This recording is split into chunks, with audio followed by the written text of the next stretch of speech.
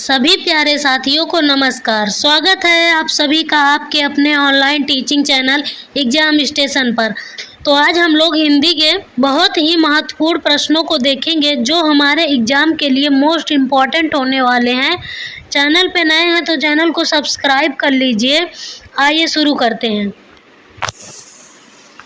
तो UP TET Hindi में पहले हम ये देख लेते हैं कि क्वेश्चन कहाँ कहाँ से बनते हैं, क्या क्या टॉपिक हमारे लिए इम्पोर्टेंट है। तो पहला टॉपिक है रचनाएं और रचनाकार। यहाँ से क्वेश्चन बनते हैं। व्याकरण से संधि, समास, अलंकार, वाक्य शुद्धि, पर्यायवाची, विलोम, वाक्यांश के लिए एक शब्द से क्वेश्चन बनते हैं। भाषा एवं शिक्षण शास्त्र में भाषा कौशल में सुनना, बोलना, पढ़ना, लिखना से क्वेश्चन बनते हैं। मातृभाषा की भूमिका, भाषा शिक्षण की विधियाँ और त्रुटि सुधार से। चौथा टॉपिक है हिंदी साहित्य से प्रश्न बनेंगे जो साहित्यिक आंदोलनों से, छायावाद से, प्रागैतिकवाद से, रीतिकाल से और प्रमुख है कवि और इसके गद्यकार। पत्र और पत्रिकाएं से भी क्वेश्चन बनते हैं। मुहावरे और लोकोक्तियाँ, अपठित गद्यांश और काव्यांश से भी क्वेश्चन बनते हैं। तो इन्हीं टॉपिक को लेकर हम मोस्ट इम्पॉर्टेंट 50 क्वेश्चन लेके आए हैं। तो आइए शुरू करते हैं। पहला क्वेश्चन है, कामायनी के रचनाकार हैं निराला, सुमित्रानंद बर्मन, जयशंकर प्रसाद या दिनकर। इसका राइट आंसर है option number C, Jaishankar Prasad. अगला प्रश्न है, गोदान किसकी कृति है? बच्चन की, प्रेमचंद की, महादेवी वर्मा की या रेणु की। इसका राइट आंसर है option number B, Munshi Premchand की। अगला प्रश्न है, गीतांजलि के लेखक हैं रविन्द्रनाथ टैगोर, जयशंकर प्रसाद, बच्चन या गुप्त। इसका राइट आंसर है रविन्द्रनाथ। मधुशाला के कवि हैं हरिवंश राय बच्चन, निराला, प्रसाद, पंत। इसका राइट आंसर है हरिवंश राय बच्चन। अगला प्रश्न है, अंधा युग के रचनाकार हैं धर्मवीर भारती, दिनकर, गुप्त या शुक्ल। इसका राइट आंसर है option number A, Dharamvir Bharati. Pushp ki अभिलाषा किसकी रचना है? ए माखनलाल चतुर्वेदी की, बी बच्चन की, सी महादेवी वर्मा की, डी पंत की। इसका राइट आंसर है माखनलाल चतुर्वेदी की। भारत भारती के लेखक हैं मैथिली शरण गुप्त, निराला, दिनकर या प्रसाद। इसका राइट आंसर है मैथिली शरण गुप्त। रश्मि रथी के रचनाकार हैं दिनकर, पंत, गुप्त या बच्चन। इसका राइट आंसर है ऑप्शन नंबर है दिनकर। अगला प्रश्न है, सरोज स्मृति के कवि हैं निराला, प्रसाद, पंत या गुप्त। इसका राइट आंसर है निराला।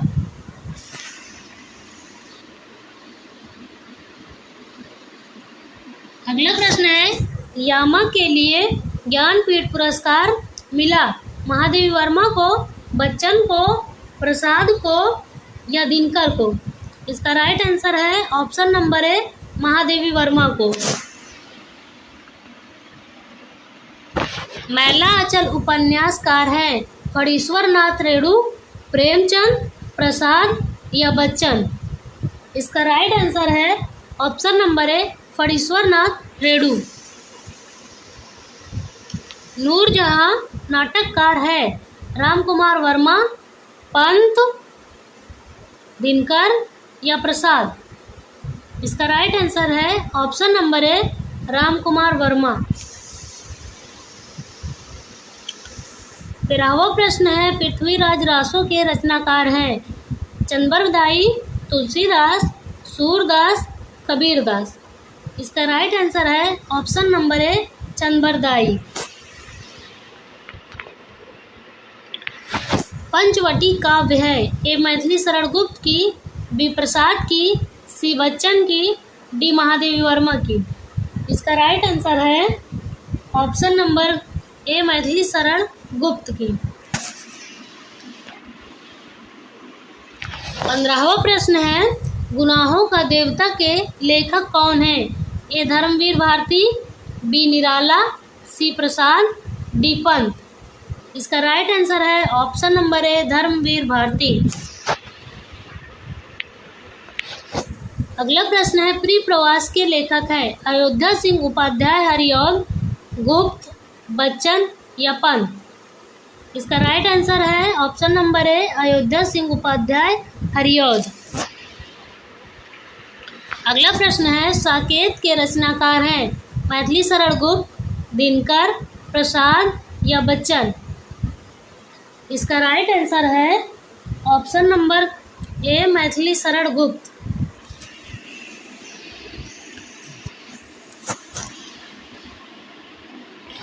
अगला प्रश्न है गीतांजलि किस भाषा में लिखी गई है? ए अंग्रेजी में, बी बांग्ला में, सी हिंदी में, डी संस्कृत में। इसका राइट आंसर है ऑप्शन नंबर बी बांग्ला में। 19वां प्रश्न है हमारे स्क्रीन पे मधुकर संग्रह किसका है? बच्चन का, महादेवी वर्मा का, पंत का या गुप्त का। इसका राइट आंसर है option number B Mahadevi Verma का। विश्व वृक्ष किसकी रचना है? ए जयशंकर प्रसाद का, बी बच्चन का, सी गुप्त का, डी निराला का। इसका राइट आंसर है ऑप्शन नंबर ए जयशंकर प्रसाद का। अब हम 15 क्वेश्चन हिंदी व्याकरण के देखेंगे जिसमें 21 नंबर है राम ने फल खाया। वाक्य में राम कौन सा कारक है? ए अपादान कारक, बी करण कारक, सी कर्ता कारक, डी संप्रदान कारक। इसका राइट आंसर है ऑप्शन नंबर सी कर्ता कारण।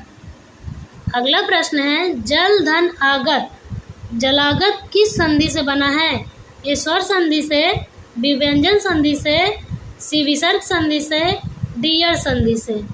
इसका राइट आंसर है ऑप्शन नंबर ए स्वर संधि से। 23वां प्रश्न है बिन पैरों का चलता हूँ यह कौन सा अलंकार है? अनुप्रास अलंकार, श्लेष, उत्प्रेक्षा अलंकार या यमक अलंकार। इसका राइट आंसर है ऑप्शन नंबर डी यमक अलंकार। अगला प्रश्न है कविता की देवी किसे कहा जाता है? महादेवी वर्मा को, बच्चन को, गुप्त को या प्रसाद को। इसका राइट आंसर है ऑप्शन नंबर ए महादेवी वर्मा को। 25वां प्रश्न है रामचरितमानस किस प्रकार की रचना है? महाकाव्य है, खंड काव्य है, उपन्यास है या नाटक है। इसका राइट आंसर है ऑप्शन नंबर ए महाकाव्य है। अगला प्रश्न है मधुर धन आलाप बराबर मधुरालाप यह कौन सा समास है? ए तत्पुरुष समास, बी द्वंद्व समास, सी बहुब्रीहि समास, डी कर्मधारय समास। इसका राइट आंसर है ऑप्शन नंबर डी कर्मधारय समास।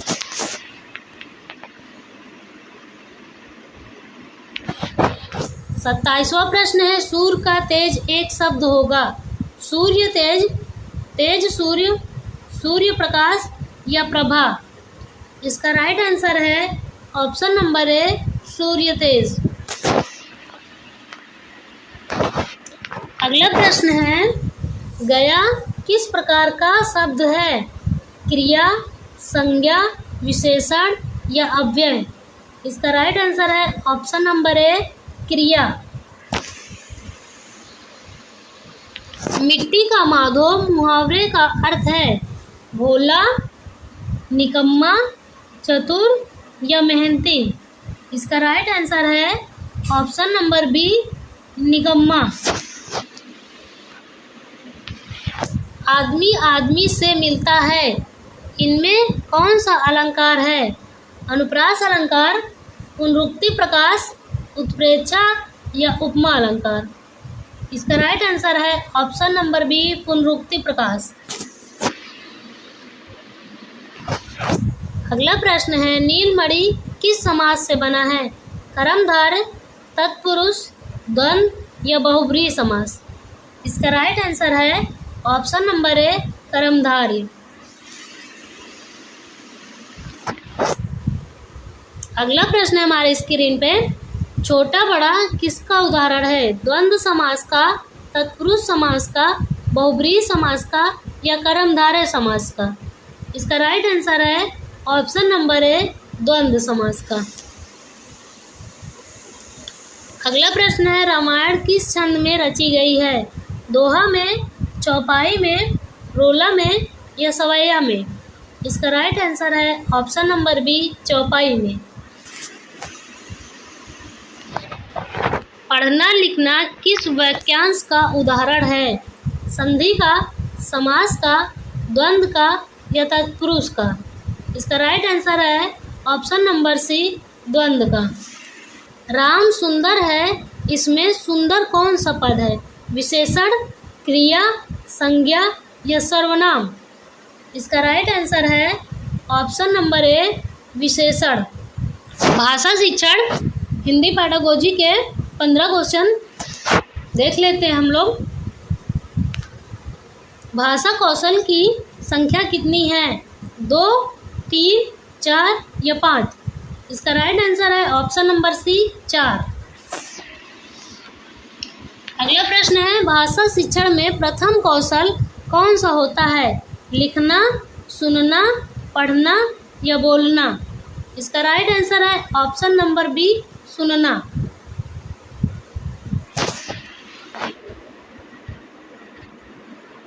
तीसरा प्रश्न है, मातृभाषा का प्रयोग शिक्षा में किस प्रकार सहायक है?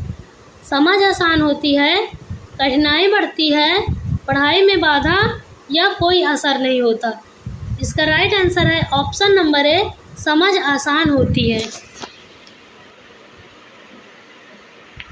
अगला प्रश्न है, सुनना, बोलना, पढ़ना, लिखना किसके अंग हैं? ये भाषा कौशल के, व्याकरण के, साहित्य के या समास के। इसका राइट आंसर है ऑप्शन नंबर ए, भाषा कौशल के। 40वां प्रश्न है, व्याकरण भाषा शिक्षण पद्धति में क्या सिखाया जाता है? नियम पहले, प्रयोग पहले, खेल पहले या कोई नहीं। इसका राइट आंसर है ऑप्शन नंबर ए, नियम पहले। बालकों को खेल खेल में भाषा सिखाना किस विधि से संभव है? प्रत्यक्ष पद्धति से, व्याकरण अनुवाद से, व्याख्या से या प्रश्नोत्तर से। इसका राइट आंसर है ऑप्शन नंबर ए, प्रत्यक्ष पद्धति से। अगला प्रश्न है, अनुवाद पद्धति का प्रमुख दोष है? बोलचाल का अभ्यास कम, लिखना आसान, पढ़ना सरल, कोई नहीं। इसका राइट आंसर है ऑप्शन नंबर ए, बोलचाल का अभ्यास कम। अगला प्रश्न है, भाषा शिक्षण का मुख्य उद्देश्य है? केवल लिखना, शुद्ध भाषा प्रयोग, केवल पढ़ना, केवल सुनना। इसका राइट आंसर है ऑप्शन नंबर बी, शुद्ध भाषा प्रयोग।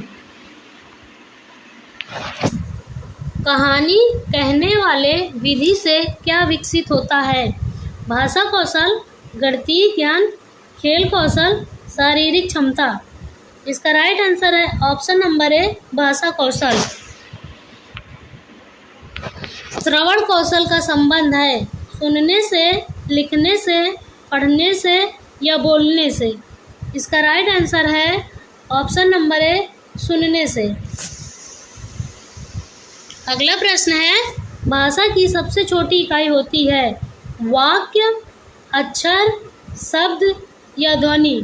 इसका राइट आंसर है ऑप्शन नंबर बी, अक्षर।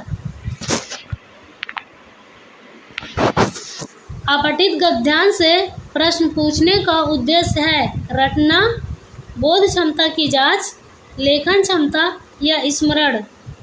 इसका राइट आंसर है ऑप्शन नंबर बी, बोध क्षमता की जांच। अगला प्रश्न है भाषा अधिगम में त्रुटि सुधार क्यों आवश्यक है? गलतियों को अस्थायी बनाने से रोकने हेतु, परीक्षा पास करने हेतु, पढ़ाई करने हेतु, केवल व्याकरण हेतु। इसका राइट आंसर है ऑप्शन नंबर ए, गलतियों को अस्थायी बनाने से रोकने हेतु। अगला प्रश्न है भाषा शिक्षण में ब्लैक बोर्ड का उपयोग होता है दृश्य साधन के लिए, श्रव्य साधन के लिए, नाटक के लिए या खेल के लिए। इसका राइट आंसर है ऑप्शन नंबर ए, दृश्य साधन के लिए। 50वां प्रश्न है भाषा शिक्षण में बालक को किस भूमिका में रखना चाहिए? सक्रिय सहभागी, मौन दर्शक, श्रोता, अनुकरणकर्ता। इसका राइट आंसर है ऑप्शन नंबर ए, सक्रिय सहभागी। तो ये हिंदी के टॉप 50 क्वेश्चन थे जो हमारे यूपी टेट के एग्ज़ाम में पूछे जा चुके हैं। तो मैं इसी तरह यूपी टेट के क्वेश्चन लेके आती रहती हूँ। अगली क्लास के लिए चैनल को सब्सक्राइब कर लीजिए ताकि मेरी वीडियो की नोटिफिकेशन आप लोगों तक पहुँचती रहे। Thank you.